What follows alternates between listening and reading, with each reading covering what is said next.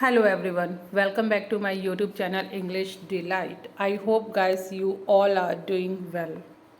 Today I'm here to share you very knowledgeable story. So let's get started without any delay.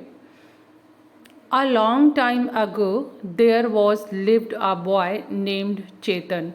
बहुत पहले की बात है. There was lived a boy name Chetan in a village. एक गांव में एक लड़का रहता था जिसका नाम चेतन था. He was very happy with his family. वो अपने फैमिली के साथ में बहुत ही खुश था. But his happiness couldn't last for long. But उसकी जो खुशी थी, हैप्पीनेस थी, couldn't लास्ट, बहुत दिन तक नहीं रह सकी, बहुत दिन तक नहीं चल सकी. चेतन एंड हिज फेलो विलेजर्स, चेतन और उसके गांव के जो लोग थे, faced a severe drought. Drought होता है गाइस सूखा, मीन्स सूखा पड़ना जो होता है, सूखा पड़ जाना, बारिश ना होना, पानी की कमी, वो होता है drought. They desperately waited for rains. वो बहुत ही डिस्परेटली होता है मतलब इंतज़ार ना किया जाना, बहुत ही इच्छुकता से वेटेड फॉर रेन्स, बारिश का इंतज़ार कर रहे थे.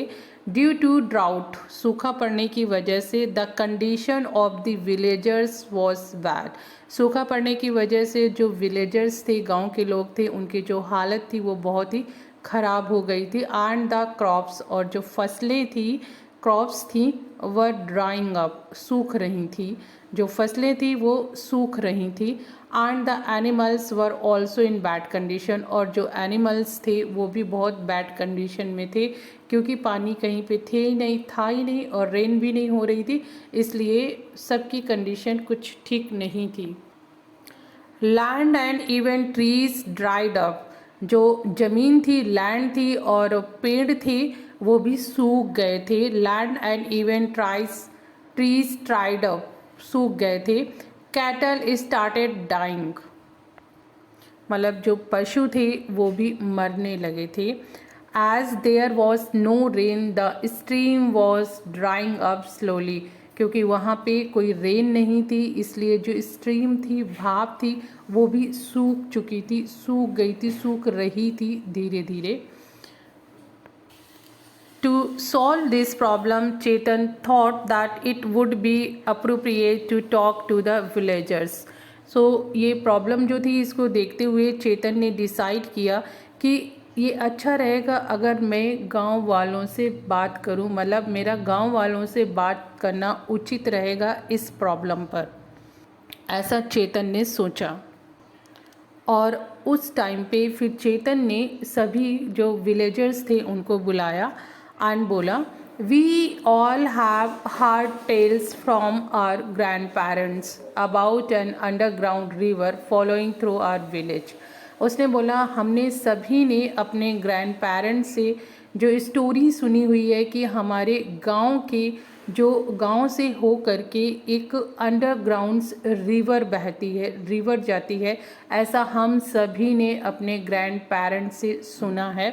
Y we don't dig and see, क्यों ना हम उसको खोदें, डिग होता है खुदाई करना, क्यों ना हम उसको खोदें और देखें कि क्या है, उचित क्या है, मीन्स वहाँ पे कोई रिवर है भी कि नहीं है.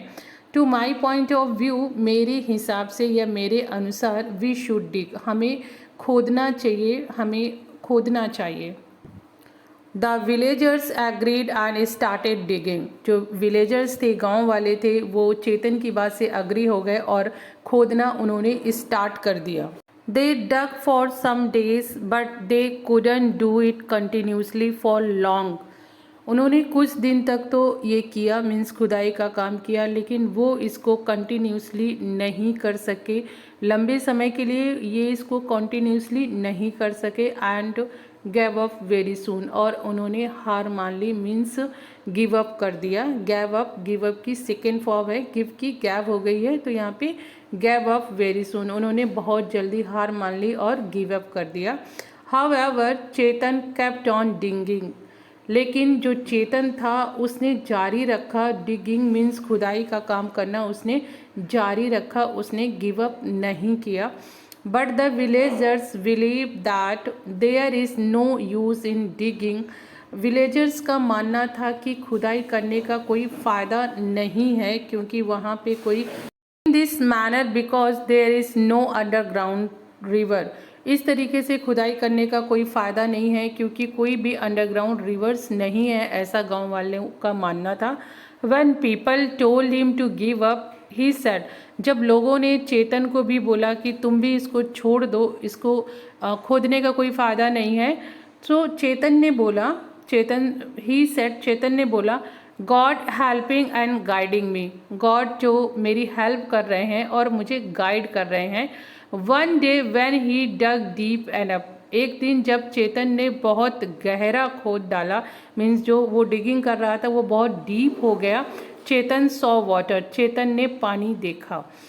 His attitude not giving up save the whole village, जो उसका एटीट्यूड था, मीन्स रवैया था कि ना गिव अप करने का, हार ना मानने का जो उसका रवैया था, उसके एटीट्यूड ने पूरे गांव को सेव किया, पूरे गांव की लाइफ को सेव किया।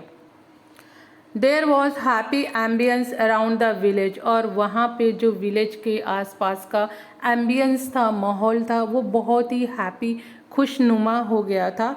दे were over the moon after seeing the water, जो विलेजर्स थे they were over the moon, ये एक फ्रेजर वर्ब है, मीन्स खुशी का कोई ठिकाना ना होना, बहुत ज़्यादा हैप्पी होना, उसके लिए they were over the moon after seeing the water, पानी देखने के बाद जो विलेजर्स थे उनकी खुशी का कोई ठिकाना नहीं था।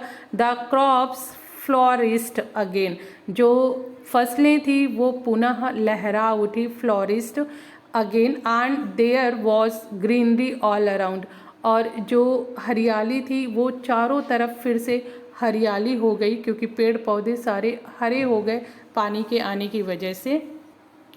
And then Chetan explain to the villagers, और चेतन ने फिर विलेजर्स को एक्सप्लेन किया that we should never give up too early, हमें कभी भी बहुत जल्दी गिव अप नहीं करना चाहिए।